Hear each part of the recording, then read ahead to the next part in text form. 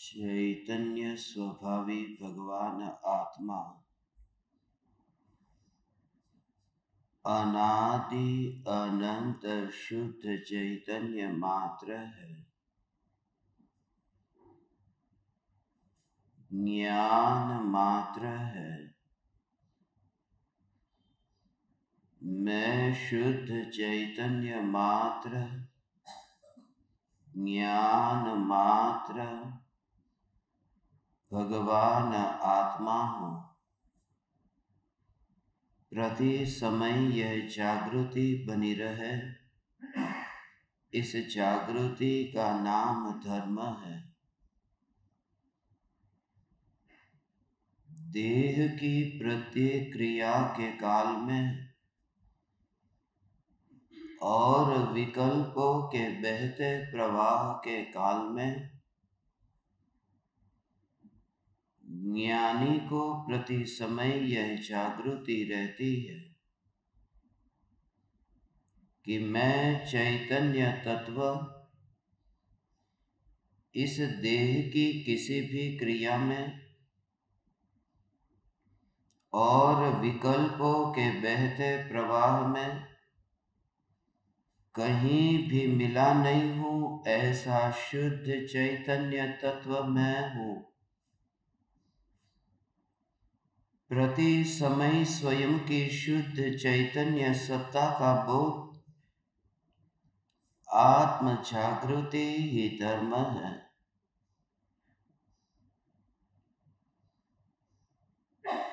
मैं चैतन्य परमात्मा तत्व त्रिकाल जागृत हूँ। जिस चैतन्य तत्व का जड़ विकल्पों के साथ कोई बंधन नहीं है, कोई ऋणानुबंध नहीं है, ऐसा मैं अनादि अनंत ध्रुव चैतन्य परमात्मा प्रभु एक एक समय में ज्ञानी को यह जागृति कि जैसे ही ज्ञान की तरंग उठती ज्ञान की तरंग में यह जागृति कि ये ज्ञान कोई देव शास्त्र गुरु के पास वहां से आया नहीं है। यह ज्ञान किसी इंद्रियों में से पैदा नहीं होगा। मैं ऐसा परमात्मा तत्व हूं कि जहां से जो वैभव अंतर से ही अंतर से उछलता रहता है। तब परद्रव्यों का मैं अवलंबन लूं और परद्रव्यों के साथ में मैं तन्मय हुआ हूं। ये देह के कोई भी परमाणु में मेरी तन्मयता अब दिखाई नहीं देती। तन्मयता नहीं दिखाई देती क्योंकि परमाणु में ज्ञान का एक मेक हो जाना नहीं दिखाई देता। ज्ञान अनुभव में जब तक तुम्हें आता रहे तब तक समझना कि तुम देह नहीं हो, क्योंकि देह यदि हो गए होते तो फिर वहां जड़ता का जड़ रूप परिणमन होता, वहां ये ज्ञान का अनुभव कैसे होता। इसलिए एक ज्ञान सत्ता मात्र से ही स्वयं की पहचान है।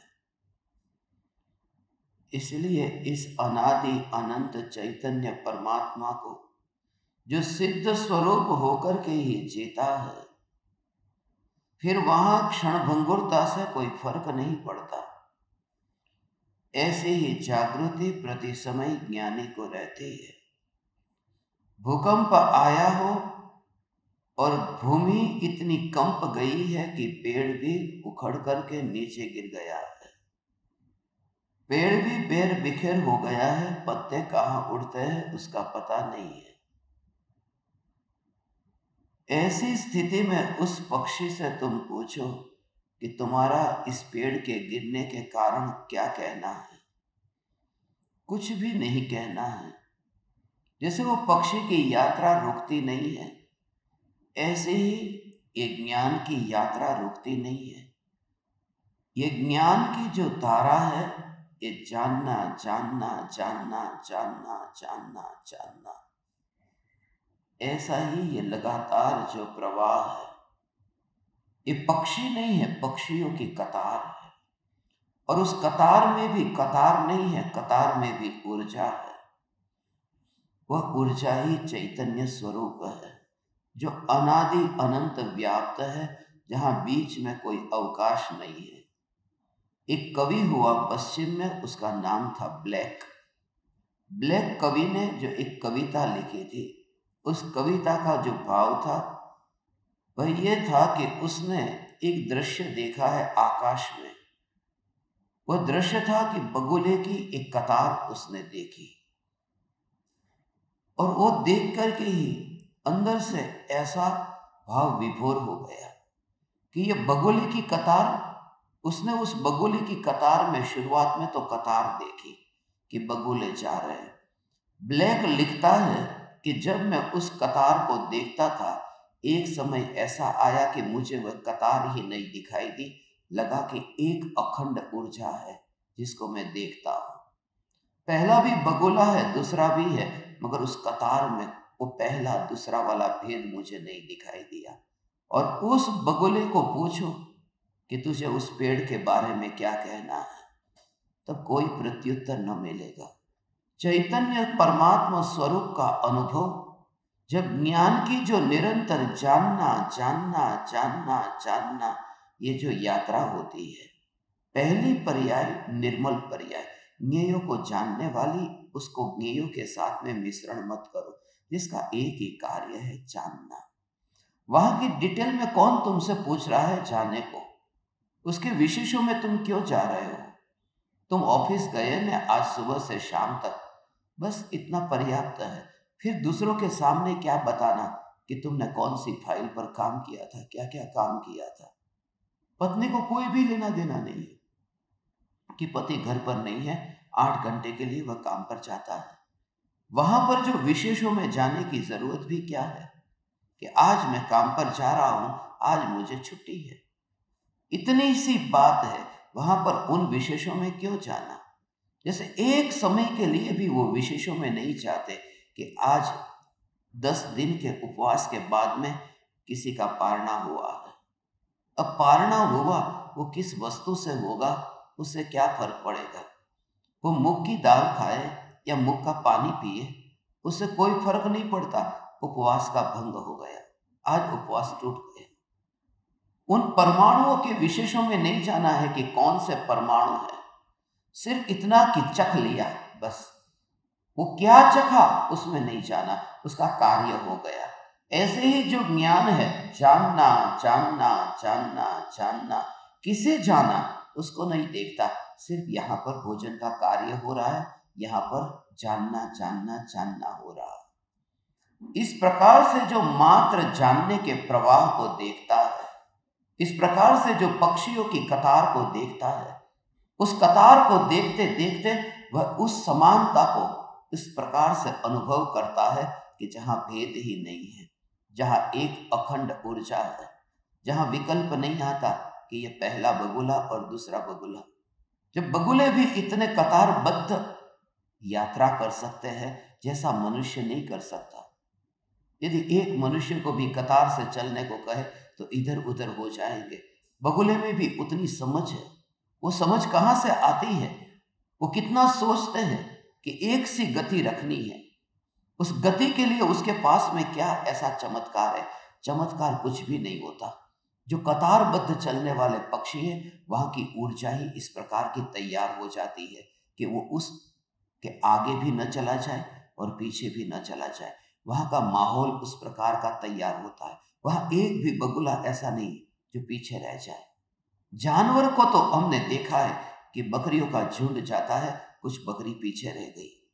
गायों का झुंड है, कुछ गाय पीछे रह गई, कुछ इधर उधर चली गई। मगर बगुले में ऐसी वह कला है, वहां ऐसी एक ऊर्जा पैदा होती है कि वहां कोई ना आगे जाए ना कोई पीछे जाए। ऐसा ही तो ये ज्ञान का स्वरूप है, जहां कुछ भी आगे पीछे नहीं होता। प्रति समय जानना जानना जानना जानना जानना जानना, ये ज्ञानी के अंतर में। और ऐसा ही अज्ञानी के पास भी हो सकता है, वही घटित हो सकता है। सत्संग में चारों ओर उस प्रकार से वातावरण में एक ऊर्जा तैयार होती है। उस ऊर्जा की वजह से ही वहां पर कि एक ऐसी ऊर्जा तैयार हुई है, उस ऊर्जा में गुरु कुछ भी न बोले, बिना बोले ही गुरु के योग में रह करके शिष्य को वह अनुभव होता है। वहां पर कुछ भी नहीं है। अब जब पुद्गल वस्तु में भी ऐसा हो रहा है कि मैं भारत में बोलूं कि प्रणाम और अमेरिका में सुनाई देता है, वह ध्वनि वहां पर क्यों टकराती है? तुम कैसे हो कि वहां तुम कैसे हो क्यों सुनाई देता है? जब पुद्गल पुद्गल में भी यहां और वहां का कोई हाथ जोड़ने का, हाथ से हाथ मिलाने का कोई जरूरत नहीं है कि मेरे होठों को उनके कानों तक लेके जाऊं और बोलूं। ये पूरी प्रकृति जो आज विज्ञान जिसकी खोज करता है, वितरागी परमात्मा ने ये कनेक्शन केवली के पाद मूल में ही जीव को तीर्थंकर प्रकृति का बंध होता है। केवली परमात्मा के योग में रह करके जीव वहां पर ऐसा केवल ज्ञान पाता है। केवली परमात्मा वहां पर ऐसा क्यों? गणधर देव की उपस्थिति हो तभी वो वाणी खरती है। वाणी का खिरना उस समय ही क्यों? इतने लोग तो समूसरण में जाते थे, 66 दिन तक दिव्य ध्वनि क्यों न खिरी? एक जीव के वहां आने से जो इतना भाव से भरा हुआ है कि बस वहां पर एक माहौल तैयार हो गया, एक ऊर्जा तैयार हो गई कि वहां अभी ये ध्वनि खिरेगी। ऐसा कोई विनयवान मिल गया कि बस अब वहां वह गुरु बरसेगा, क्योंकि गुरु के ज्ञान की तिजोरी को खोलने की चाबी भी नहीं है। इसलिए तो उन्हें तुम्हारे धन से, पद से, प्रतिष्ठा से कुछ भी लेना देना नहीं है।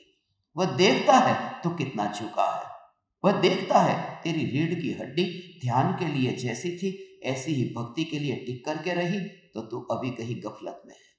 वो देखता है तेरा झुकना कैसा है और तू झुका कैसे है। वह कहेगा कि इस गड्ढे को खोद दे, मिट्टी निकाल दे, फिर गड्ढे में मिट्टी डाल दे, फिर मिट्टी को निकाल दे। गुरुजीव यही तो करता था उनके शिष्यों के साथ। उसमें ही तो बहुत से शिष्य तो तभी चले जाते थे कि ये मूर्ख के पास में कहाँ ज्ञान लेने आए।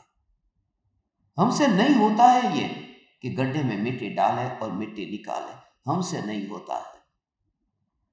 एक व्यक्ति ने भी यदि कह दिया कि मुझसे नहीं होगा, तुरंत ही गुरुजीव उसे बाहर कर देता था, चले जाओ। बोले कि मुझे तो ज्ञान पाना था। गुरुजीव ने कहा किसी और के पास में मांगना, यहां नहीं। एक ही व्यक्ति बचा था अंत में, पीडी ऑस्पेंस की, और उसने बस वो जो उसके बोध को ग्रहण किया, पूरी तरह से उसने ही गुरुजीव के साहित्य को रशिया में और पूरे यूरोप में उसके साहित्य को फैलाया। कुछ नहीं किया था, उससे गड्ढा खोदने को कहा, खोद दिया। मैंने तुमसे गड्ढा खोदने को नहीं कहा था, सिर्फ इतना कहा था कि मंदिर में जाकर तुम बैठ जाओ। मैंने सिर्फ इतना ही कहा था कि सत्संग में समय से पहले आके बैठ जाओ। मैंने सिर्फ इतना ही कहा था कि प्रयोग करो पलंग पर जाकर के वहां पर।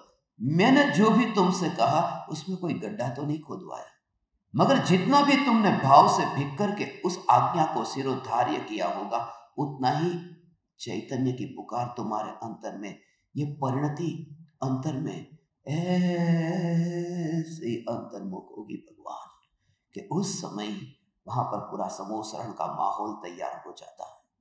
वह तीर्थंकर परमात्मा की दिव्य ध्वनि खिरती है, जो कुत्ता बिल्ली पहले भी था मगर वाणी सुनने को मिलती नहीं थी। और भी तो जीव थे, और भी तो सुपात्र थे, स्वर्ग के देव भी तो थे, मगर देव की उपस्थिति में वाणी न खिरी और गणधर की उपस्थिति में खिरी।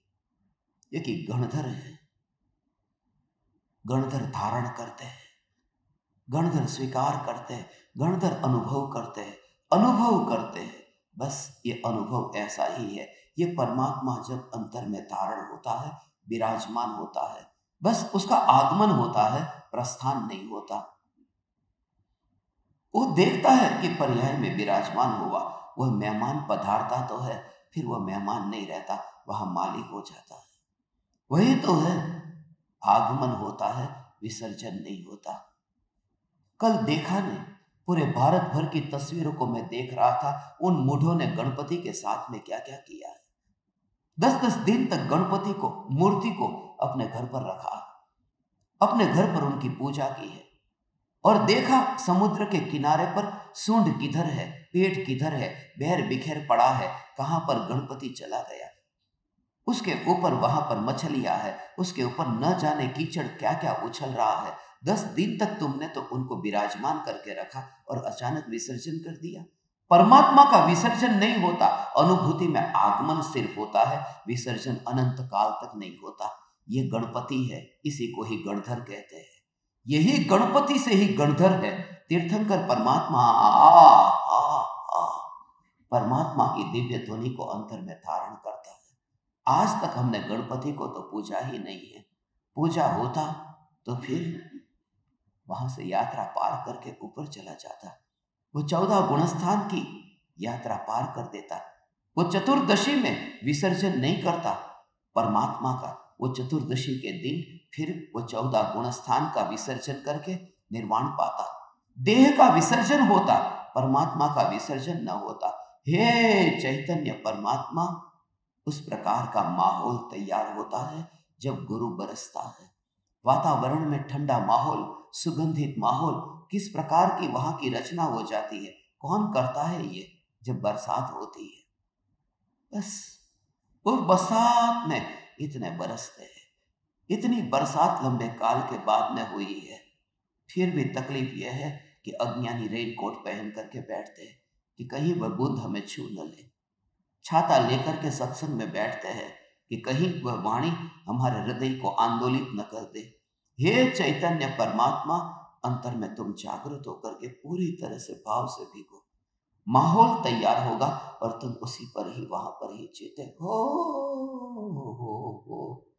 त्रिकाली ध्रुव सीधा ही गुरुदेव का बोध यहाँ पर आता। कृपालु देव के वचन ऐसे ही यहाँ एक समय के लिए भी वहां दूरी नहीं दिखती। ऐसा ही लगे कि बस ये तो अखंड है। यहाँ पर बगुले 3 नहीं है, यहाँ एक ऊर्जा है, यहाँ एक अखंड ऊर्जा है। इन 3 व्यक्तियों को तुम मत देखना, एक ऊर्जा को देखना। सिर्फ अनुभूति अनुभूति अनुभूति मात्र को देखो तो कोई भेद नहीं है। समय की ओर ध्यान जाए तो भेद मालूम होता। सम्यक दृष्टि ज्ञानी धर्मात्मा की ऐसी दशा, एक समय में ही वहां पर ऊर्जा की अनुभूति हो गई। भावलिंगी मुनिराज, उनका संघ क्यों होता है? संघ में विचरण होता है। कैसी ऊर्जा उस माहौल में, मुनि के योग में, आचार्य के योग में, वहां पर रह करके कैसी कैसी अपूर्व अनुभूतियां होती है। मगर इतना है कि बस वहां का जो माहौल है, उस माहौल में अब कुछ दूसरा सोचता ही नहीं है। जैसे तुम कुछ दिनों से यहाँ रहते हो, बहुत से साधक ऐसे होंगे जिनको अपना घर याद नहीं आया होगा। कैलेंडर में कभी कभी आज कौन सा वार है वह भी याद नहीं रहा होगा, आज कौन सी तारीख है वह भी पता नहीं, कौन सा दिन आज हमारा पर्युषण महापर्व का मना रहे वह भी पता नहीं होगा। कैसी हालत है जब खाली बुद्धि से हमने सुना है, तब यह हालत है। विकल्प से जब गुरु की स्पर्श ना हो तब यह हालत है। तो निर्विकल्प अनुभूति की ऊर्जा कैसी होती है तुम्हें पता है? उस समय तो वहां पर शिष्य कुछ भी नहीं करता, बस उसने अपनी झोली को वहां पर ही फैला दिया और बरसात हो गई। अपने पात्र को खाली रखा था और बरसात में वो भर गया है। उसने बूंद को छुआ भी नहीं और पात्र भर गया। सिर्फ इतना था कि पात्र उल्टा नहीं रखा था, सिर्फ इतना था कि पात्र में कोई छेद नहीं था, बस उतना ही पर्याप्त था। पात्र उल्टा न हो, उल्टी मति करके शंका करके तो यहां मत आना। अत्यंत श्रद्धा करके गुरु की ओर सन्मुख होकर के बैठना। मुख गुरु की ओर होगा तो पानी अंदर भरेगा, मुख ऊपर की ओर होगा तो बूंद अंदर आएगी। उस समय तो भर ले पूरी तरह से। ऐसा परम कृपालु देव पूरी तरह से ऐसे गुरु को पूरे आत्मा के अंदर ग्रहण करता है। पूरा आत्मा उसका रोमांच से भर जाता है। रोम रोम उसके पुलकित होते हैं। खाली भक्तियों में पढ़ते समय नहीं, शब्दों में बोलते समय नहीं, पूरे रोम रोम में गुरु बसा है। वो अंदर ही अंदर बस, इसके अलावा मेरे सामने कोई नहीं। एक त्रिकाली ध्रुव चैतन्य परमात्मा। और फिर जब दूसरा कोई भी विकल्प आता है तो गुरु के अतिरिक्त कोई नहीं दिखता। परमात्मा भी नहीं, माता पिता भी नहीं, तीर्थ भी नहीं, मूर्ति भी नहीं, वहां दो ही रहे, बस मैं और गुरु। जब तक इस अहोभाव से वह नहीं भर जाता तब तक कुछ नहीं होता। भगवान को देख करके मान गल जाए वह तो ठीक है। समोसरण में जाने से पहले जिसका मान पिघलने लगे, जैसे अग्नि के संपर्क में आकर के बर्फ पिघलने लगता है, ऐसे ही कहीं ऐसे जा रहे हैं जहां पर अहंकार पिघल रहा है, सब कुछ झुक रहा है। सिर्फ औपचारिकता नहीं, क्षमा चाहते हैं, माफी चाहते हैं, उसका हृदय इतना भीग चुका है। वो एक एक बूंद को आंख में से बाहर नहीं निकलता, उसकी कोई पूर्व तैयारी नहीं है, वहां तो बस बह ही रहा है। इस वजह से क्योंकि अंदर इतना उछलना हुआ, इतना अहोभाव उछलता है। अहोभाव उछलता है तब आनंद आनंद को भोगता है, आनंद आनंद को भोगता है, वह भाव उछलता है और बाकी बाहर का काम बाहर होता है।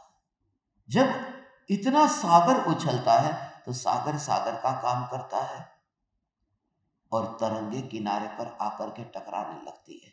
अंतर में अतीन्द्रिय आनंद का सागर उछलता है और आंख में से आंसू की धारा बाहर टपकने लगती है। अंतर में अंतर का अनुभव करता है। वही सीधा ही एक स्वभाव की अनुभूति में उसे तरंग का भाव नहीं है। ऐसा चैतन्य परमात्मा तत्व भगवान के तो उस रूप में देख, यही गुरु की शरण है।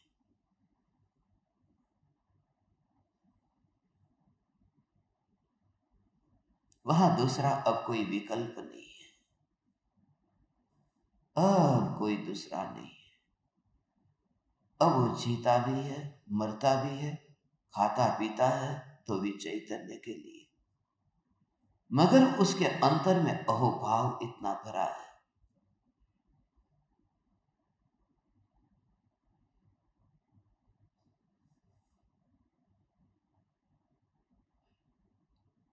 अहोभाव भीतर में रहता ही रहता है।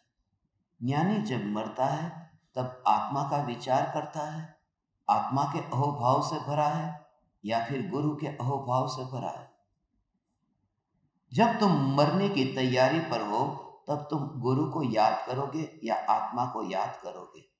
तुम कहोगे बेशक हम आत्मा को याद करेंगे। नहीं, न गुरु को याद करना न आत्मा को याद करना, क्योंकि ये दोनों खंड खंड रूप नहीं है।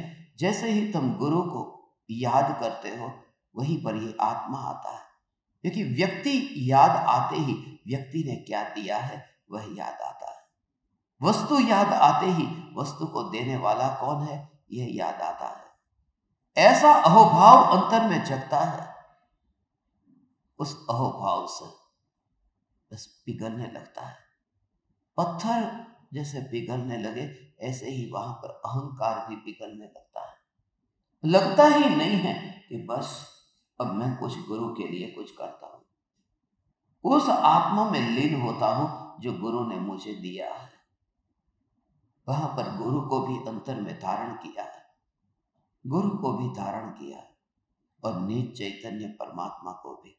यही तो कारण है, यही तो कारण है। शुद्धता की बात नहीं थी, बात तो गुरु की थी, बात तो गुरु की थी। जिनसे पाया उनकी बात थी। यही तो कारण है कि हमने सिद्धों को पहले नमस्कार नहीं किया, हमने अरिहंतों को किया।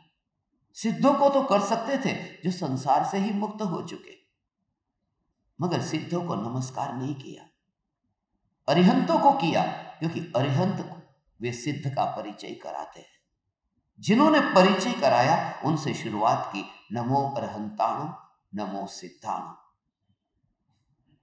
इसलिए अरिहंत भगवान सिद्ध का परिचय कराते हैं, अरिहंत परमात्मा सिद्धात्मा का परिचय कराते हैं, और गुरु शुद्धात्मा का। इसलिए शुद्धात्मा को दूसरे नंबर पर ले लेंगे, पहले नंबर पर ओम श्री गुरुवे नमः, वहां से ही शुरुआत होगी। वरना तुम्हारे आत्मा में वह अनुभूति के लिए तैयारी ही नहीं होगी। वो बीज तुमने ऐसे ही डाला जैसे सड़क के ऊपर तुमने बीज को डाल दिया, और फिर वहां फिर न कोई अंकुर निकला। वृक्ष तो दूर, पत्ते तो दूर, फूल तो दूर, फल तो दूर, वहीं पर ही समाप्त हो गया। थोड़ी देर के लिए दिखाई दिया, बहुत सुंदर दिखाई दिया। आते जाते लोगों के लिए वो एक सौंदर्य कि अरे देखो इस सड़क के कैसा बीज है, किसका बीज है, अच्छा चमक रहा है क्या? थोड़ी देर के लिए हुआ, मगर जिसके हृदय में वह अहोभाव नहीं है, उसका हृदय वह अभी भीगा नहीं है, वहां पर अभी हल चला नहीं है। इसलिए गुरुदेव को जो अहोभाव था, आचार्य कुंद देव का, आचार्य कुंद देव को जो अहोभाव था, कुंद आचार्य देव को जो अनुभव था सिमंदर भगवान का, साक्षात तीर्थंकर परमात्मा की दिव्य ध्वनि सुनी, और सिमंदर भगवान को अहोभाव है। ज्ञान में जानते हैं कि भूतकाल में वे मेरे गुरु थे, ऐसा अहोभाव है। वर्तमान में सिमंदर भगवान के कोई गुरु नहीं है, क्योंकि अहोभाव जब तक रहता है तब तक गुरु रहता है। वहां अहोभाव ही मर गया तो गुरु भी मर गया। अब वहां गुरु नहीं है, क्योंकि अहोभाव नहीं है। जब तक अहोभाव है तब तक तुम्हारे अंतर में वह गुरु के प्रति अहोभाव ये सबसे पहले रहेगा। और कोई भी गुरु इतना भी तुमसे नहीं चाहता। ये तो कृपालु देव ने गुरु के गुणगान गाए हैं, इसलिए मैं आप परमात्माओं से इतना कहता हूं, हे चैतन्य परमात्मा, पूरी तरह से अंदर से निचोड़ करके उस ज्ञान का अनुभव कर। पूरी तरह से उस ज्ञान को एक समय के लिए भी व्यर्थ में न जाने दे। तुझे दिखाई देगा ऐसा ज्ञान का अनुभव हो रहा है, और शरीर तो कपूर की भांति उड़ गया। ये शरीर है ही नहीं। फिर तीर्थंकर परमात्मा का शरीर, अरिहंत भगवान का शरीर कपूर की तरह की, अरे उसके अग्निदाह की भी जरूरत न पड़ी। अभी ये मध्य लोक है कि कौन सा लोक है समझ में नहीं आ रहा मेरे को तो। अभी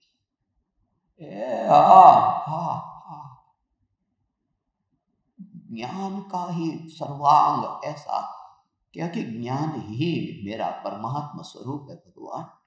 ऐसा अंतर में चैतन्य चैतन्य चैतन्य का जोर, हो ऐसा, बस उस राजा को ऐसा सिंहासन से उतर जाता है कि मृत्यु से पहले ही वो राजा सिंहासन से उतर गया।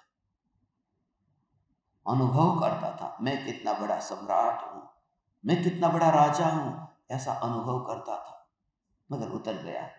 डॉक्टर ने कह दिया, वैद्य ने कह दिया, कुछ पल बाकी है, जिंदगी के बस कुछ दिन बाकी है, खत्म हो गया काल, उतर गया वह। पता चला न कि यह सिंहासन अब लंबे काल के लिए नहीं है, वो उतर जाता है। जब पर्याय में ये जैसे ही स्पष्ट रूप से जानने में आ गया कि ये सिंहासन में क्षणभंगुरता है, ये गद्दी हमेशा के लिए नहीं रहने वाली, उससे पहले कि ये गद्दी बिखर जाए मैं ही उतर जाऊं, वो सिंहासन से उतर जाता है। मुनि तो वन में चला जाता है और ज्ञानी देह के सिंहासन से उतर करके न्यायक देव के उपवन में चला जाता है, वहां पर विहार कर जाता है, वो सिंहासन पर नहीं बैठा। वही तो सिंहासन माने समझ में आ रहा है, वही महावीर भगवान वो ये कहते हैं सिंहासन माने सिंह की अवस्था में मुनि के दर्शन करते ही, मुनि के दर्शन किए थे ने, वो तो गुरु थे ने, परमात्मा नहीं था। खास याद रहे, गुरु से जो मिलेगा वह परमात्मा से कभी नहीं मिलेगा, वे गुरु ही थे ने। फिर वो परमात्मा होकर के सारी दुनिया को देंगे, मगर जब उन्होंने पाया तब वो गुरु से पाया था। महावीर भगवान ने पाया, वो गुरु से पाया था। अहो भाव इतना, उसके बिना कोई उपाय नहीं है, उसके बिना अनुभूति का बीजारोपण भी नहीं हो पाएगा भगवान।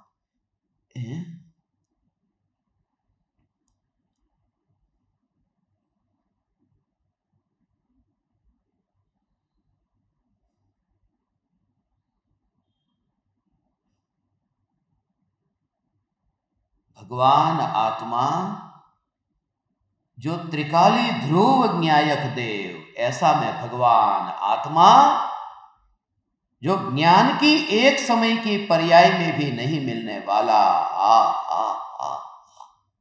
और उस ज्ञान की पर्याय में एक समय के लिए जो मिलता नहीं, ऐसा में त्रिकाल ध्रुव भगवान आत्मा, ऐसा द्रव्य का जोर, त्रिकाली ध्रुव चैतन्य सत्ता का जोर ऐसा आया। ओहो ओहो,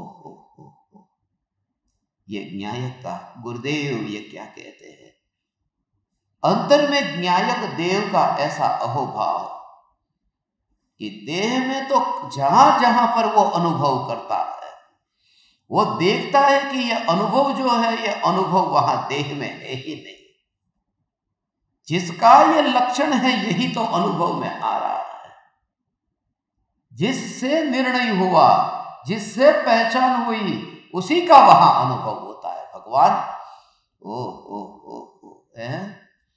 એવું છે આ स्वरूप भगवान। कैसा है स्वरूप? इसको कि गुरु की पहचान करने वाला भी ज्ञान है, गुरु की पहचान ज्ञान करता है। ये राग का विकल्प है, ये है, ये दुखमय, ये पहचान ज्ञान करता है। ज्ञान से ही तो पहचाना गया न, ये वस्तु मेरी है, ये वस्तु पराई है, ऐसी पहचान कराने वाली आंख तो यही है न। मेरे घर को देखने वाली आंख और पराये घर को देखने वाली आंख, वो आंख जो है वो यहां है न। तो जिस आंख से पहचान होती है, उस आंख की महिमा जब आ जाए तब घर दृष्टि में नहीं आता। उस ज्ञान स्वभाव को भगवान आत्मा को ऐसा अंतर में महिमावान जाना कि ऐसा चैतन्य परमात्मा तत्व, ओ हो, उसमें ऐसा हो, चैतन्य परमात्मा, ऐसा ये ध्रुव न्यायक देव, ऐसा ये ध्रुव न्यायक, कैसा है ये अद्भुत स्वरूप। वहां पर जो अनुभव में आया, ऐसा कि सामने जो अग्नि है, उस अग्नि को ज्ञान में जाना।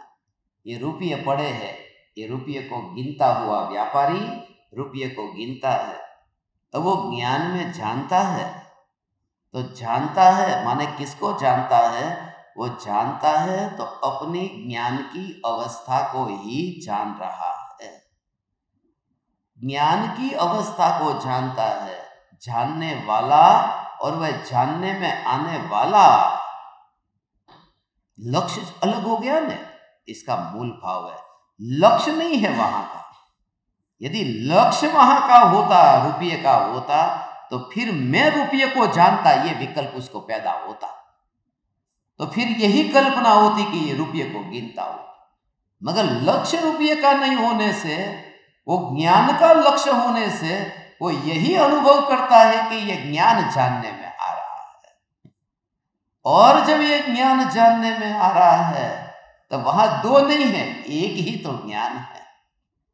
इसलिए दो भेद नहीं रहे, ज्ञाता और ज्ञेय के भेद नहीं रहे भगवान। जब ज्ञाता और ज्ञेय के भेद नहीं रहे, वो अभेद हुआ। इस वजह से जहां एक रह गया वहां ऋणानुबंध नहीं रहता है, क्योंकि बंध तो दो के बीच में होता है। यहां तो जानने वाला ही जानने में आता है। इसी अनुभूति से ऋणानुबंध से मुक्त हो गया। ऋणानुबंध तो वहां था ही नहीं। ज्ञाता ज्ञान और ज्ञेय के भेद से ही मुक्त हुआ, ऐसा ऋणानुबंध से मुक्त हो गया। अभी उदयगत जो कर्म बाकी है तो रहने देना, चिंता काहे को करता। वो कर्म तेरे को परेशान करते हैं, हाँ? कर्म परेशान नहीं करते हैं भगवान। कर्म परेशान नहीं करता। कर्म परेशान करता तो ये स्वीकार हो गया कि जो ज्ञान है, वो ज्ञान है, वो ज्ञान कर्म की ओर भी जाता है, कर्म भी ज्ञान की ओर आते हैं। आज तो ये महापुण्य का उदय है, कल कैसा उदय आएगा पता नहीं।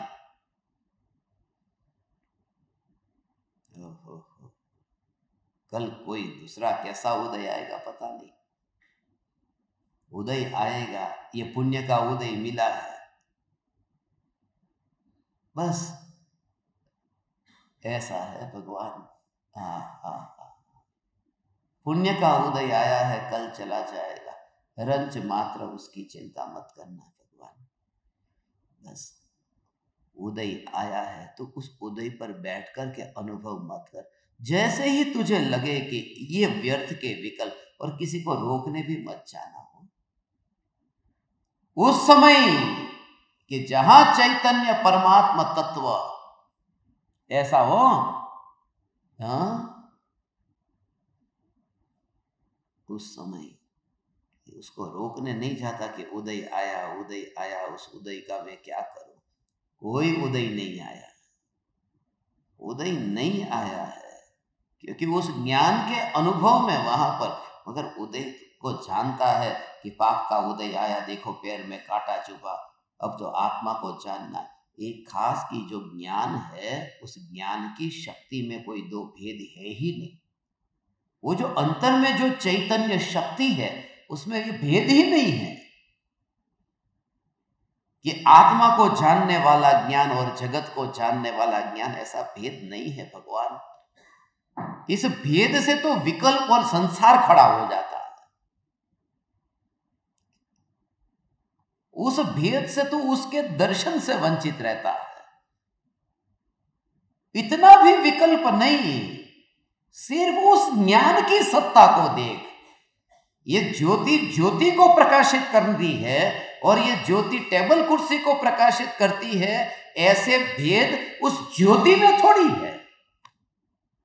वो सत्ता की बात कह रहा हूं भगवान, कि इस प्रकार से तू ज्ञान का अनुभव कर कि ये जो ज्ञान सत्ता है, उसमें अपने को जानने वाला ज्ञान, पर को जानने वाला ज्ञान ऐसा नहीं। जो ज्ञान स्वरूप भगवान है, ये सत्ता है, उसकी स्पर्शना तुझे हो गई। वो तो निरूपण करने की अपेक्षा से कहा, जब उसकी व्याख्या ये की गई कि ये ऐसी ज्योति है जिससे ज्योति प्रकाशित होती है, ये ऐसी ज्योति है जिससे टेबल कुर्सी प्रकाशित होते, वो उसका विवेचन है और उसमें ठिकाना नहीं है। अभी टेबल कुर्सी प्रकाशित होते, कभी खिड़की दरवाजे हो जाएंगे, तो उसमें तो भेद भेद भेद करते जाओ तो वो ज्योति का अनादर हो रहा है जो है, और इतनी निर्विकल्प है। वो निर्विकल्प स्वरूप को समझना। जैसे ज्योति निर्विकल्प है, अपने को जाने या जगत को जाने, ज्ञानी किसी को नहीं जानता, सिर्फ सत्ता का अनुभव करता है कि मैं सत्ता स्वरूप हूं। और वो सत्ता मिट्टी पर बैठी नहीं है, वो ज्योति मिट्टी पर बैठी रहती है। ऐसा ही जब तेरे अंतर में जानना जानना आ जानना जानना होता हो, तब शरीर की मिट्टी के ऊपर ज्ञान का अनुभव नहीं करता। भगवान तू सिंहासन से उतर गया, ऐसा है, सिंहासन से उतर गया। और असल में तो जब अनुभव हुआ तब ये स्वीकार हुआ कि सिंहासन पर बैठा था कौन? सिंहासन पर बैठा था कौन? सिंहासन। सिंहासन से फिर चैतन्य के उपवन में ऐसा चला गया।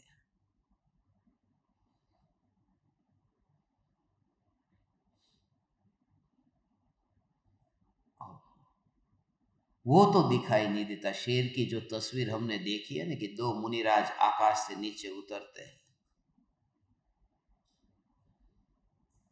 चारण रिद्धिधारी मुनि, क्या नाम था?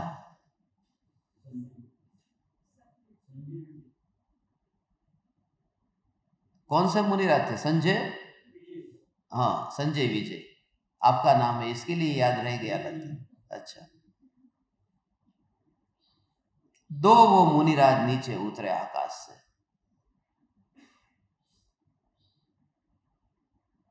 अरे तू 10 भव के बाद में तीर्थंकर होने वाला, तो तीर्थंकर का जीव महावीर भगवान हो ऐसे हिरण को खा करके मुंह में हिरण का मांस, तो 10वें भव में तीर्थंकर। और शेर को जाति स्मरण ज्ञान होता है, वह कि पूर्व में ओहो हो संस्कार तो अंदर में एक बार सुना तो था न, मारीची के भव में सुना तो था न। वो मारीची के भव में विरोध किया, शेर के भव में हिरण को खाया, और फिर भी उसका काल पक गया, वो सिंहासन से उतर गया। वही असली सिंहासन पर था, बाकी तो सिंहासन पर थोड़ी थे, कपड़े के आसन के ऊपर वो थे। कोई राजा सिंहासन पर थोड़ी बैठता है, वो कपड़ा है, मखमल है, लकड़ी है, लोहा है। सिंहासन तो असली महावीर भगवान का था कि जिस सिंह के आसन पर बैठे थे। और वो जो दृश्य दिखाई देता है कि उनके अंदर में ऐसा लगा कि आंख में से चौधार आंसू बहते हैं। वो तस्वीर में आप देखते ना, आंख में से आंसू बहते हैं। ओ मैंने ये क्या किया? नहीं, वो भी असलियत तो उनकी नहीं है, वहां असलियत तो तस्वीर में आ ही नहीं सकती। शेर उसी समय निर्विकल्प ध्यान में चला गया था। शेर को उस समय तो शरीर का पता ही नहीं, हिरण का पता नहीं, न मुंह साफ किया है, बस उसकी परिणति साफ हो गई।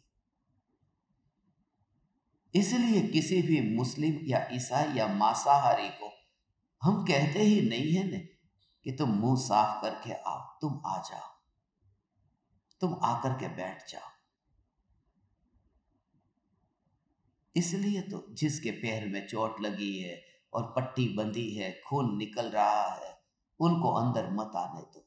अरे यहां तो मुंह में मांस भी हो, उसको भी अंदर आ जाने दो, आ जाने दो। मुंह में मांस वाले को भी पास में आने दो, क्योंकि ये धर्म बहुत विराट धर्म है। ये तो अंधों के हाथ में अभी पड़ गया है कि इतना संकुचित हो गया है। ये गच, ये मत, ये उपासना, ये सब ऐसा। ऊपर देखो तो हे भगवान चैतन्य तत्व, ऐसा परमात्मा का मार्ग, इस पृथ्वी पर सब जगह मोहर ही मोहर लगी है। श्वेतांबर जैन, दिगंबर जैन, सब जगह मोहर ही है। मोहर के बिना एक मूल बात तो करने, एक चैतन्य की मोहर ही लगी है ना। फिर वो पंडितों के सभी आश्रम देख लेना, पंडितों के सभी कॉलेज, स्कूल, यूनिवर्सिटी देख लेना, कोई भी जगह हो, एक ऐसा माहौल वहां हो कि जहां पर बस चैतन्य के अतिरिक्त और कुछ भी ना हो। कौन सी मोहर है? ये दिगंबर जैन धर्म है। ऐसा ये चैतन्य परमात्मा भगवान गुरुदेव जो रहस्य बताते हैं आज के इस वचनामृत के बोल में, 84 का चक्कर कैसे कट जाता है और कहां से जीव कहां पहुंच जाता है, उसके बारे में ये समझो।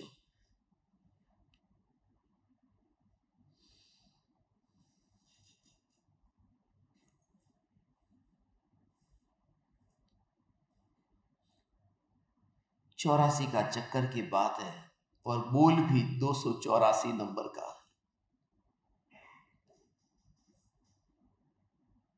कहते हैं ना 284 गोइंग टू मुंबई, 2 माने 84 की ओर जा रहा हूं, 284। प्रातः काल जिसे राज सिंहासन पर देखा हो, वही सायंकाल स्मशान में राख होता दिखाई देता है। ऐसे प्रसंग तो संसार में अनेक बनते हैं, तथापि मोह विमूढ़ जीवों को वैराग्य नहीं आता। भाई, संसार को अनित्य जानकर तो आत्मोन्मुख हो, एक बार अपने आत्मा की ओर देख। बाह्य भाव अनंत काल करने पर भी शांति नहीं मिली, इसलिए अब तो अंतर्मुख हो। यह संसार या संसार के संयोग स्वप्न में भी इच्छनीय नहीं है। अंतर का एक चिदानंद तत्व ही भावना करने योग्य है। वो तो पढ़ने पर भी समझ में आ जाता है, मगर सुन करके भी अभी तक नहीं समझा। और मृत्यु से संबंधित था, जीवन के अंत से संबंधित था, इसलिए ये भाव आया कि इस पर्युषण महापर्व के अंत में ये बोल लेंगे। पर्युषण महापर्व का अंत, कल दिगंबर पर्युषण पूरे हुए, 10वां दिन था। बस आज से हरि खाना शुरू हो जाएगा, पूर्णिमा का दिन आ गया, पर्युषण महापर्व समाप्त हो गए। श्वेतांबर भी समाप्त हुए, दिगंबर भी समाप्त हुए, पर्व समाप्त हो गया। ये मूढ़ों का पर्व समाप्त हो जाता है, ज्ञानियों का पर्व कभी समाप्त नहीं होता। ये कैलेंडर में से जिनका धर्म बाहर निकलता है, कैलेंडर में से जैसे दिनांक निकलती है, ऐसे ही जिसका धर्म कैलेंडर में से निकलता है, वो कैलेंडर में ही फिर पन्ना पलटते ही चला जाता है पीछे, फिर वो दिखाई नहीं देता, छुप जाता है वो धर्म। फिर अगले साल फिर वो बाहर दर्शन देगा, 12 महीने में एक बार वो दर्शन देता है। वो धर्म ऐसा है, अनमोला है, कभी कभी दर्शन देता है। पूर्णिमा का चांद भी भला 30 दिन में एक आध बार तो दर्शन दे देता है, ये धर्म तो साल में एक बार दर्शन देता है, कैलेंडर में छुप जाता है। हमारा धर्म ऐसा है, इसलिए तो हम सभी को मानते हैं। श्वेतांबर, दिगंबर, सभी संप्रदायों के सभी पर्वों में हमने ये मौका ढूंढ करके हमने ये प्रसंग को मनाया है। अभी दशहरा आएगी, रावण का पुतला चलेगा। मैं दशहरा पर भी एक सत्संग रखना चाहता हूँ, दीपावली पर रखना चाहता हूँ, मोहर्रम आएगा, मोहर्रम पर भी एक शिविर रखनी है। मोहर्रम को मनाना है मुझे, बस मैं खाली बस मोहर्रम को मनाऊंगा।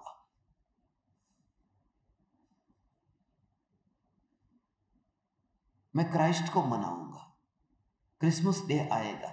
ये हमारा तो कोई धर्म नहीं है, नहीं हमारा धर्म नहीं है। मैं मनाता हूं मेरी मर्जी, मगर मैं मनाता हूं अपनी स्टाइल से, ये मेरी मर्जी। सीधी बात है, अपने कारण अपने रूप में मनाओ ना, तो मनाते रहो, बस मैं मनाता हूं। दोनों के बीच में हमेशा मोहर्रम के दिन तो मैंने ऐसे ही मनाया है। मोहर्रम को कम से कम 108 बार तो 36वीं गाथा का पाठ किया होगा, सुबह दोपहर शाम। 36वीं गाथा है समय सार की। 36 का 3 से गुना करो ने तो कितना होता है? 108 हो जाता है। 108 की माला, 36 36 36। और वहां पर वो कहा कि गाड़ी मोटर बंगला मेरा नहीं है। यहां तो कहते हैं मोह भी मेरा नहीं है। मोह मेरा नहीं है, मोह अलग है और राम अलग है। इसी का नाम तो मोहराम है।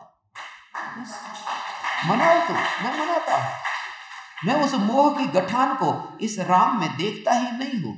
दुनिया वहां जो करती है वो करे, मैं मोहराम मनाता रहता हूं। भेद ज्ञान परम विज्ञान है। मौका मिलते ही उस मौके को छोड़ना नहीं है, बस।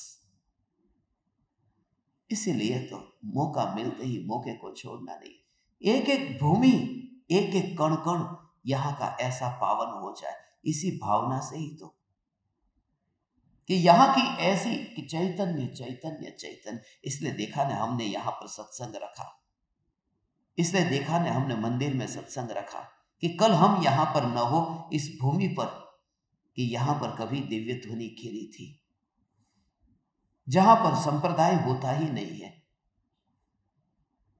समोसरण में संप्रदाय नहीं होता। इस भूमि को समोसरण बनाया हमने, यहां पर मंदिर को समोसरण बनाया, वहां पर पूजन रहस्य रखा। हमने भोजनशाला को समोसरण बनाया, वहां पर सत्संग रखा। और आज दोपहर में भोजन के बाद में खुले मैदान में हम बैठने वाले हैं। एक भी जगह इस जगह की नहीं छोड़ना है जहां पर वाणी न खिले। काश कि यहां से हमारे जाने के बाद भी कोई पैर रखे तो जहां जहां वो पैर रखे उसे वह चैतन्य की गूंज सुनाई दे। ऐसा चैतन्य चैतन्य चैतन्य इस पूरी भूमि को ऐसे वाइब्रेशन से तुम भर दो। ये काम तुम्हारा है। तुम जागृति और चेतना के प्राण से भर दो। मैं जानता हूं 2 दिन के बाद में यहां पर मुर्दे की तरह, जैसे स्मशान में अंधेरा होता है, यहां रात को अंधेरा होगा, एक भी आदमी यहां नहीं होगा। और देखा ने इतने दिनों में यहां पर उत्सव जैसे समोसरण से कम नहीं लगा। मुझे तो नहीं लगा, क्योंकि मेरा हित हुआ है। सत्संग से हित मेरा हुआ, मुझे लाभ हुआ है। और सुपात्र जीवों की ही बात है। फिर से कहता हूं, सुपात्र जीव ही इसका लाभ ले सकते, इसको पी सकते हैं। यहां पर आने की किसी के बाप में ताकत नहीं है कि वो यहां आ जाए जब तक इसका काल न पके। बाप की बात तो दूर, मेरे सगे भाई में भी दम नहीं है।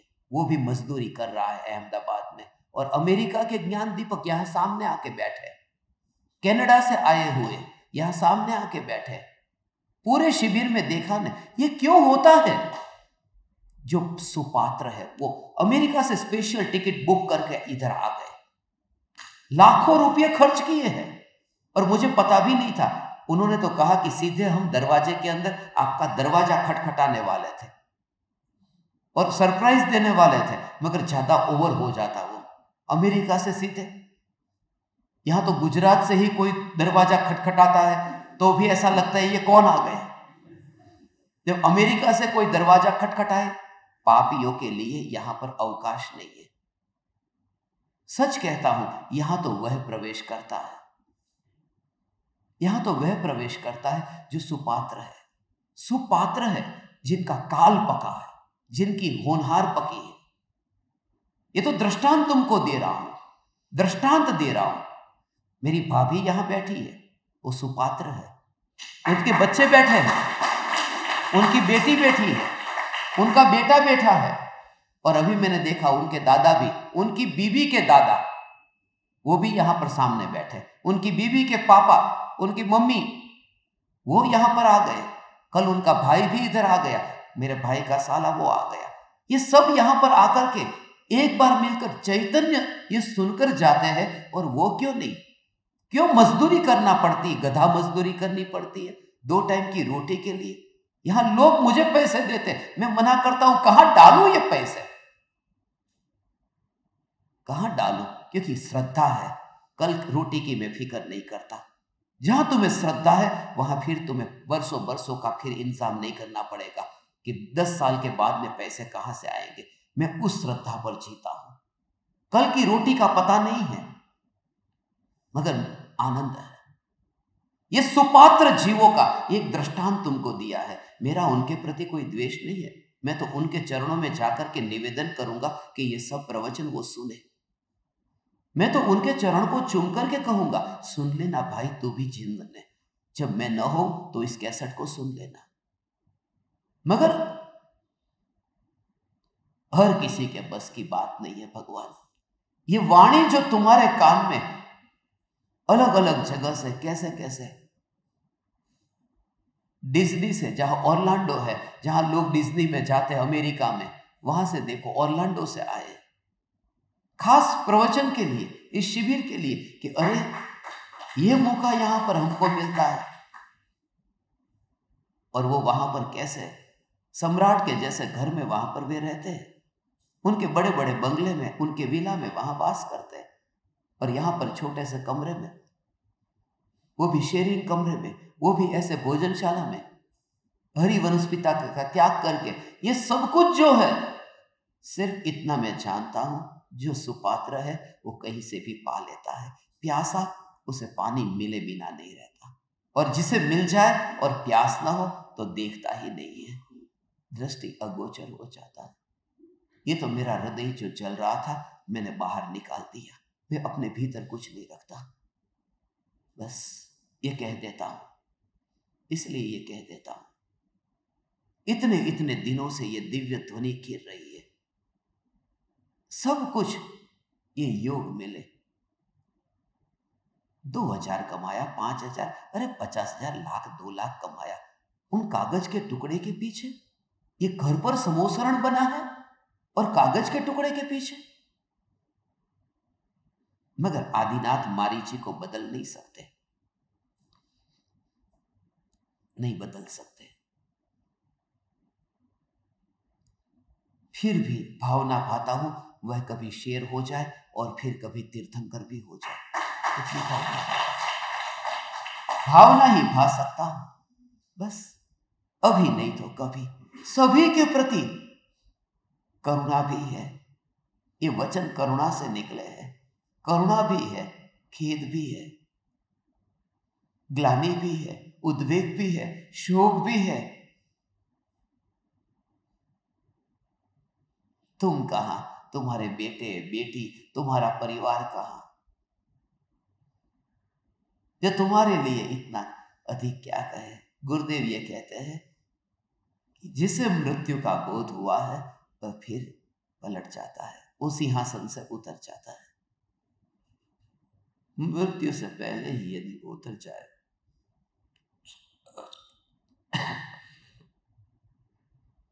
मृत्यु से पहले ही यदि वो उतर जाए तो समझदार है। इसलिए कल सुना ने माइकल जैक्सन के वीडियो में कि आज जो ऐसा लगता है,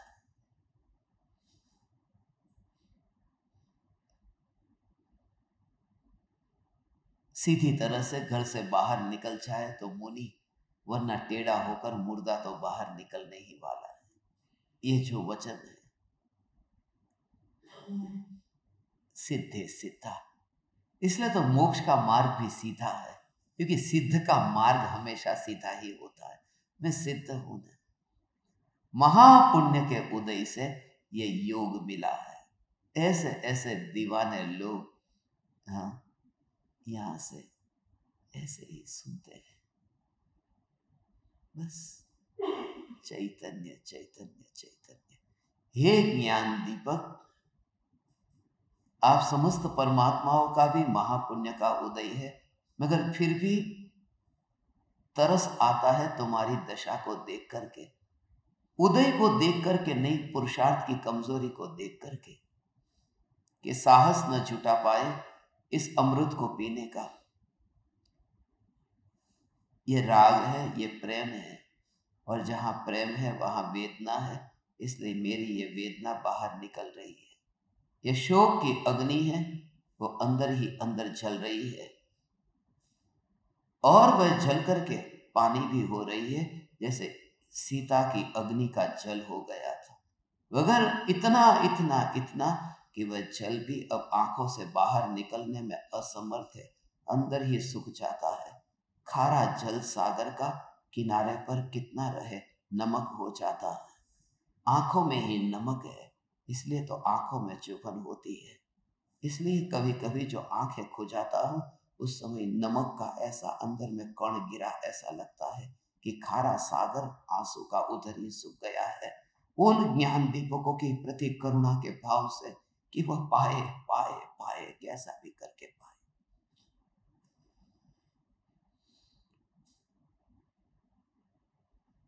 बस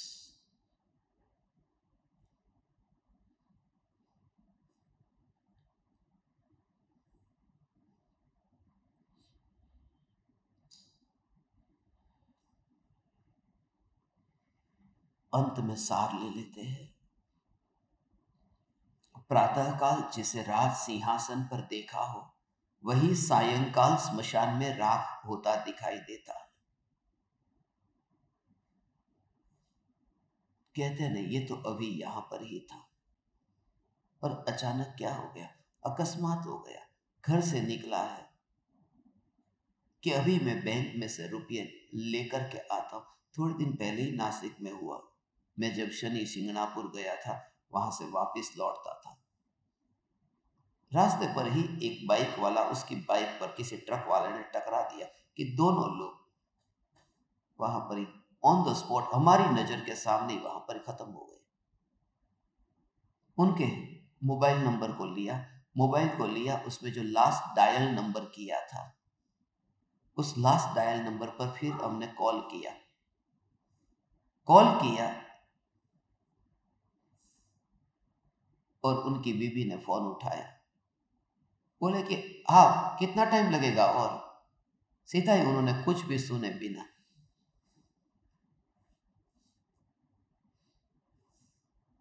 कुछ भी नहीं बोल पाए, हमारी गाड़ी उधर से ही निकली थी। रुके हम, जब ये देखा, उन्होंने कहा बैंक से आखिरी फोन आया था, बाद में समाचार दिया वो आया उसका बेटा। बोले पापा ने बैंक से निकले और कहा कि बस मैं निकल गया हूं, अभी पहुंच रहा हूं। तो दोबारा जब फोन आया, हमको लगा कि कोई थोड़ा और देर लगेगी, ट्रैफिक में अटके होंगे, क्या हुआ होगा, ये दोबारा फोन, तो इसलिए पूछ लिया कि कितनी देर और लगेगी। मगर वो तो चला गया। रुपये जेब के अंदर से ही रुपये निकले, बैंक से रुपये निकाल कर आए थे, दोनों जेब के अंदर था। 50,000 रुपया बैंक से निकाला था, निकले थे।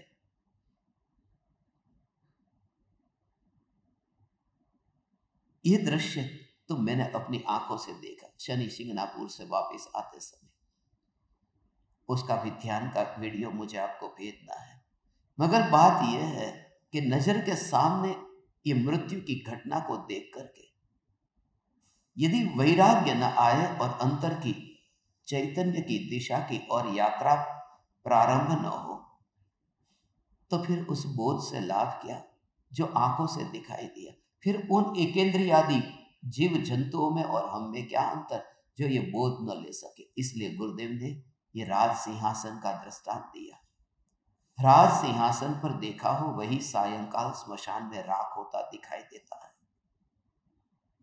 ऐसे प्रसंग तो संसार में अनेक बनते हैं। मोह विमूढ़ जीवों को वैराग्य नहीं आता, वैराग्य आता ही नहीं। रस्सी जल जाए मगर उसकी अकड़ न छूटे, फिर परिवर्तन आए कि नहीं अब बहुत हो गया, अब कब तक मैं इस पकड़ में रहूंगा, अब वो लौट चाहता हूं। पति की मृत्यु हो, सगे बेटे की मृत्यु हो, पिता की मृत्यु हो, सभी की मृत्यु को देख करके बैठा हूं, फिर भी वैराग्य नहीं आता। इतनी मृत्यु को जीवन में देखा है, उसका मूल कारण है मोह विमूढ़। मोह तो है मगर साथ में मूढ़ता भी है। मोह में तो है मगर मूढ़ भी होकर बैठा है। शराब तो पी है मगर कोई उसे बाहर निकालता है, गिरे हुए को कीचड़ में तो गालियां भी देता है, मूड भी है, शराब के नशे में भी है और इतना बेहोश है कि हित अहित का विवेक भी नहीं है।